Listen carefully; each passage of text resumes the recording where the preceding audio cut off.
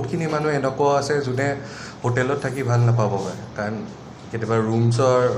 ৰুমৰ চাইজ সৰু হয় কেতিয়াবা ঘৰুৱা পৰিৱেশ এটা নাপায় চ' হোমষ্টে মেইন উদ্দেশ্য যোনটো হয় সেইটো মানুহে যাতে পাহৰি নাযায় আৰু যোনখিনি ৰুমাৰ চলি আছে সেইখিনিৰ মাজত সোমাই পেলাই গোটেই ইণ্ডাষ্ট্ৰিটো যাতে বৰবাদ কৰি নিদিয়ে সেইটো কাৰণে এটা অনুৰোধ থাকিল কাৰণ মেইন কথা এইটো হ'ল বহুতখিনি টুৰিষ্টে এতিয়াও বিচাৰে কি ঘৰুৱা পৰিৱেশ এটা বাহিৰত আহি পেলাই পাবলৈ আৰু সেইটো কাৰণেই আমি এক্সিষ্ট কৰোঁ চ' যোনখিনি লিগেল প্ৰচিডিংছ থাকে সেইখিনি আমি অনুগ্ৰহ কৰোঁ কি সকলোৱে কৰে যাতে যোনখিনি টুৰিষ্ট আহে বাহিৰৰ পৰা তাহাঁতিওতো ঘৰুৱা পৰিৱেশ এটা পাব লাগে ন যেতিয়া ঘৰৰ পৰা দূৰত আছে ত' সেইটো কাৰণে আমি অনুৰোধ জনাওঁ কি প্লিজ লিগেলি যিমানখিনি প্ৰচিডিংছ আছে সেইখিনি আগবঢ়াই লৈ যায় আৰু যিমানখিনি ডিছকাশ্যনছ হয় বা এজ এ কমিউনিটি কৰে যাতে সকলোৱে একেলগে আগবাঢ়ি যাব পাৰোঁ আৰু এই টুৰিষ্টখিনি যোনখিনি বাহিৰৰ পৰা আহে তাহাঁতৰ একো অসুবিধা নহয় থেংক ইউ আজিৰ সভাত উপস্থিত সকলো সদস্যবৃন্দক লগতে আমাৰ সাংবাদিক বন্ধুসকলকে চবকে ধন্যবাদ জ্ঞাপন কৰিছোঁ আজি আমি যোৰহাট জিলাৰ হোমষ্টে যিখিনি অ'নাৰ্ছ আছে যোনখিনি লিগেলি আছোঁ মানে আমি চেষ্টা কৰিছোঁ যে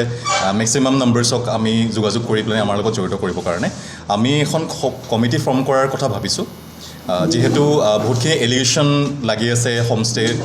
ব্যৱসায়টোক লৈ যিহেতু এটা ক্ষুদ্ৰ ব্যৱসায় আৰু যোৰহাট এখন সৰু জিলা কিন্তু ইয়াত 200তকৈ ওপৰত হোমষ্টেজ আছে আৰু এই হোমষ্টেৰ বহুতখিনি লিগেলি জিলা প্ৰশাসনৰ লগত জড়িত হৈ আছে আৰু বহুতখিনি থকা নাই বা তেওঁলোক জ্ঞাত নহয় পেপাৰ ৱৰ্কছৰ ওপৰত গতিকে যিহেতু আমাৰ বহুতখিনি এলিগেশ্যনছ লাগি আছে বহুত বদনাম হৈছে এইখিনি বস্তুৰ ওপৰত তো আমি ভাবিছোঁ যে এখন প্ৰপাৰ এখন কমিটি এখন গঠন কৰিবৰ কাৰণে তো আজি 17 তাৰিখে দেওবাৰে আমি লগ হৈ এখন কমিটি গঠন কৰাৰ প্ৰচিডিং আমি আৰম্ভ কৰিছোঁ ইয়াতে লগতে যিহেতু 200 এটা ডাঙৰ নাম্বাৰ যোৰহাটৰ হোমষ্টেজবিলাকক লৈ আৰু প্ৰতিটো হোমষ্টেকে আমি জনাব পৰা নাই সেইটো কাৰণে আমি এসপ্তাহৰ পৰা 10 দিনৰ এটা সময়সীমা এটা আমি ভাবিছোঁ যাতে তেওঁলোকে আমাৰ লগত যোগাযোগ কৰক আৰু যোনখিনি হোমষ্টেজৰ পেপাৰ্ছ নাই লিগেল ডকুমেণ্টেশ্যন নাই তেওঁলোকো আহক আমি একেলগে লগ হৈ এটা ফ'ৰাম এটা গঠন কৰোঁ যাতে এইটো এটা ডাঙৰ ইণ্ডাষ্ট্ৰী হ'বলৈ গৈ আছে বহুত পৰিয়াল জড়িত হৈ আছে এই পৰিয়ালৰ লগত এটা ডাঙৰ ইকনমি জড়িত হৈ আছে যাতে আমি আমাৰ ওপৰত যাতে ফেক এলিগেশ্যন নালাগে কোনোবা যদি কিবা আইনীগত কিবা মেৰপাছত সোমাইছে সেইটোত আমাৰ ক'বলগীয়া নাই কিন্তু যিখিনি এটা এলিগেশ্যন মানে আমাৰ ওপৰত এটা আঙুলি উঠি আছে যাতে সেই কথাখিনি যাতে সলনি হয় আমাৰ নেৰেটিভটো যাতে সলনি হয় কাৰণ এইটো এটা ব্যৱসায় আমি যোৰহাটৰে ল'ৰা আৰু প্ৰায়বিলাক হোমষ্টে যোনে চলাই আছে চব যোৰহাটৰে ল'ৰা এটা ক্ষুদ্ৰ ব্যৱসায় এটা ঠন ধৰি গুচিছে তো এই গুৰিতে মানে এতিয়া অলপ আমাৰে অসুবিধা হৈ গৈছে যিহেতু আমি 2022-21 আৰম্ভ কৰা গোটেইখিনি যাতে আমি ভাবিছোঁ এটা আমাৰ দায়িত্ব যাতে সকলোকে একেলগে আনি এটা লিগেলি এটা ফ'ৰাম গঠন কৰি যাতে গোটেই এটা প্ৰপাৰ এটা ইণ্ডাষ্ট্ৰীৰ শ্বেপ দিয়াটো সেইটো কাৰণে আমি এখন গাইডলাইনো প্ৰস্তুত কৰিছোঁ গাইডলাইনখিনিৰ লগত সেই ডকুমেণ্টেশ্যনৰ পৰা আৰম্ভ কৰি এটা প্ৰপাৰ আমাৰ কমপ্লিট এখন কমিটি থাকিব য'ত আমি জিলা প্ৰশাসনৰ লগতো আমি জড়িত হৈ থাকিম পুলিচ প্ৰশাসনৰ লগতো আমি জড়িত হৈ থাকিম আৰু কাৰোবাক যদি কেতিয়াবা এইখিনিৰ সময়ত কিবা সহায় লাগে লিগেল প্ৰচিডিঙত কিবা যদি সহায় লাগে ডকুমেণ্টেশ্যন সহায় লাগে তো আমিও সেই সহায় কৰিবলৈ ইচ্ছুক গতিকে আজিৰ মূল কথাটো এইটোৱে আছিলে যে বহুতখিনি ফেক এলিগেশ্যন লাগি আছে এইটোৰ ওপৰত কাৰণ যিহেতু এটা ব্যৱসায় এটা ঠন ধৰি উঠা এটা ব্যৱসায় আৰু আছাম গভৰ্ণমেণ্টেও টুৰিজিমটো প্ৰমোট কৰি আছে আমি টুৰিজিমৰ লগতে জড়িত হৈ আছোঁ হস্পিটেলিটি ইণ্ডাষ্ট্ৰীৰ লগত আমি জড়িত হ'বলৈ গৈ আছোঁ জড়িত হৈ আছোঁ গতিকে এই ব্যৱসায়টো যাতে সকলোৱে এটা ভাল চকুৰে চায় যিহেতু এই নেৰেটিভখিনি চলি থাকিলে মানে কি হয় সকলোতে অসুবিধা হয় তো আমিও ক'বলৈ কেতিয়াবা আমাৰো সংকোচ বোধ কৰোঁ বা কোনোবাই যদি নতুনকৈ আৰম্ভ কৰিব বিচাৰে তেতিয়াও সংকোচ কৰিব যাতে এই প্ৰপাৰ আনঅৰ্গেনাইজ ইণ্ডাষ্ট্ৰীৰ যাতে এটা অৰ্গেনাইজ শ্বেপত আহে সেইটো কাৰণে মানে আজি এই সভাখন আয়োজিত কৰা হৈছিলে এয়া আমাৰ ক'বলগীয়া আছিলে আৰু কৃতিমান কিবা ক'ব বিচাৰিলোঁ আমি কাৰণে মানে আমি এখন গাইডলাইন যেতিয়া প্ৰস্তুত কৰিম বুলি ভাবিছোঁ তাৰ ভিতৰতে সেইটো এটা মেজৰ ইছ্যুজ মানে মেজৰ এলিগেশ্যন আমাৰ ওপৰত লাগি আছে তো সেইটো আমি চাবই লাগিব লগতে বহুতখিনি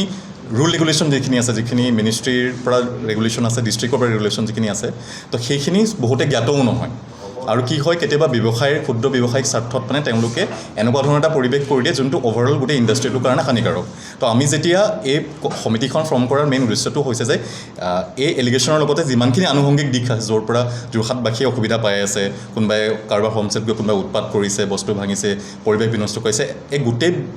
যিমানখিনি প্ৰব্লেম ফেচ কৰি আছে সেই গোটেইখিনি একেলগ কৰি আমি প্ৰপাৰ সেই গাইডলাইনছখন প্ৰস্তুত কৰিম যাতে আমাৰ লগত যোনখিনি জড়িত হৈ থাকিব তেওঁলোকৰ এখন আমাৰ গাইডলাইনছ থাকিব যাতে সেই বাহিৰত যাতে কৰিব নাযায় ধৰি লওক আজি আপোনাৰ তাতে 2টা ৰুম আছে তো 2টা ৰুমত আপুনি মেক্সিমাম 4জন মানুহে এলাউ কৰিব পাৰিব উইথ প্ৰপাৰ ডকুমেণ্টেশ্যন কোনোবা ইয়াৰ যোৰহাটত ফুৰিবলৈ আহিছে তেওঁলোকৰ কোনোবা পৰিয়ালৰ মানুহ তেওঁক লগ কৰিবলৈ আহিছে for a limited period of time সেইটো এটা বেলেগ কথা কিন্তু আহিব তাতে উৎপাত হ'ব ডাঙৰ পাৰ্টি কৰিব ওচৰ চুবুৰীয়া মানে পৰিৱেশ বিনষ্ট কৰিব সেইখিনি ঘটি আছে আৰু সেইখিনি ইন ফিউচাৰ যাতে হ'বলগীয়া আৰু নহয় সেইটো কাৰণেহে মানে আমি এইখিনি বস্তু আগুৱাই লৈ যোৱাৰ কথা ভাবিছোঁ মানে 200+ নহয় মানে আজি মিটিংখনৰ মেইন আমাৰ উদ্দেশ্যটো সেইটো আছিলে মানে সকলোকে একত্ৰিত কৰি পেলাই যিমানবোৰ আমি লিগেলি চলাই আছোঁ সকলোকে একত্ৰিত কৰা আৰু যোনবোৰে মানে কৰা নাই তেওঁলোকক ক্লিয়াৰ আউট কৰি পেলাই মানে হয়তো তেওঁলোকে হয় নিজে কৰি ল'ব নহয় প্ৰশাসনৰ হাতত আমি মানে জনাম সদায় আমাৰ 12টা বজাত ডিটেইলছ যায় আগদিনাৰ ডিটেইলছ যদি ধৰক ৰাতি আহে তেতিয়া পিছদিনা পঠাওঁ সদায় DSP অফিচ যায় আৰু যদি কাৰোবাৰ লোকেল থানাত এখন ৰেজিষ্টাৰ মেইনটেইন কৰা হয় ৰেজিষ্টাৰত সদায় যোৱা হয় যোনজন তেওঁ ডিউটিত থকা অফিচাৰ তেওঁ চহী কৰে আমি ডকুমেণ্ট দিওঁ তেনেকৈ কাজিৰঙা বা য'ত মানে প্ৰপাৰ টুৰিষ্ট চাইটকেইটা আছে তাত মানে এনেকুৱা এপ আছে ধৰক বা এনেকুৱা ৱেবছাইট আছে কিন্তু যোৰহাটত এতিয়ালৈকে হোৱা নাই আমি এবাৰ দিছিলোঁ হেৰি এখন কিন্তু মানে যোৰহাটত অকণ মেইনটেইন কৰিবলৈ যিহেতু কম টুৰিষ্ট চাইট আছে তো সেইটো কাৰণে খন ধৰি উঠা এটা ইণ্ডাষ্ট্ৰী য'ত বহুতো পৰিয়াল জড়িত হৈ আছে তাত তেওঁলোকেও আমাক এটা সহায় কৰে লগতে যোৰহাটবাসীকো মই এটা আহ্বান জনাইছোঁ যে হোমষ্টেৰ বিজনেছটো আপোনালোকে যদি চাবলৈ চায় গোটেই নৰ্থ ইষ্টতে এটা ভাল ব্যৱসায় টুৰিজিমৰ ক্ষেত্ৰত আমি এখোজ এখোজকৈ আগবাঢ়ি গৈছোঁ আমাৰ কাজিৰঙা আছে আমাৰ মাজুলী আছে আৰু যোৰহাটখনো এতিয়া কালচাৰেলিও বহুতখিনি গ্ৰ' কৰিছে আৰু স্পৰ্টছৰ এটা চিনেৰিও যোৰহাটত আৰম্ভ হৈছে গতিকে বহুতখিনি টুৰিষ্টো আহে ইয়ালৈ গতিকে আমি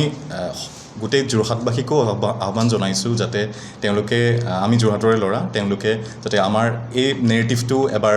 ভাবি চায় যিহেতু এটা ক্ষুদ্ৰ ইণ্ডাষ্ট্ৰী হয় আৰু লগতে যোনখিনি হোমষ্টেজে এতিয়ালৈকে ডকুমেণ্টেশ্যনৰ কামখিনি কৰা নাই তেওঁলোকো আহক আমাৰ লগত আমি আজি এটা আহ্বায়ক সমিতি এখনে গঠন কৰিছোঁ পূৰ্ণাংগ সমিতি আমাৰ এতিয়ালৈকে গঠন হোৱা নাই তো আমি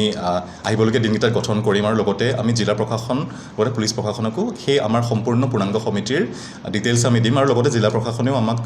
প্ৰতিটো ষ্টেপছতে সহায় কৰিম বুলি আমাক কথা দিছে সেয়াই আমাৰ ক'বলগীয়া আছিলে ধন্যবাদ যিকোনো খবৰৰ বাবে যোগাযোগ কৰক 7099017330 লগতে 7099017110 নম্বৰত